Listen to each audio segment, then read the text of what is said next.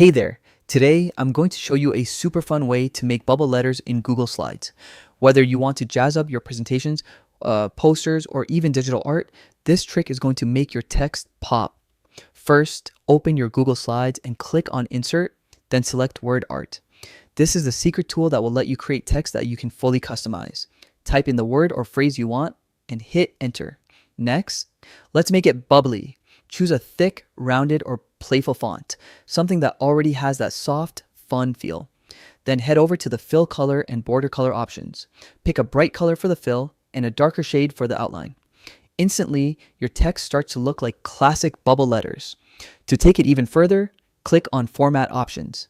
Here, you can add a drop shadow or reflection, giving your letters depth and a more professional 3D vibe. You can tweak the transparency, angle, and distance until it looks perfect.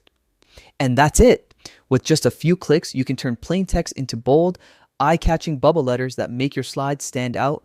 Try experimenting with different colors, fonts, and shadows to make your design truly unique. So next time you're working on a presentation, poster, or creative project, don't settle for plain text. Make it pop with bubble letters in Google Slides.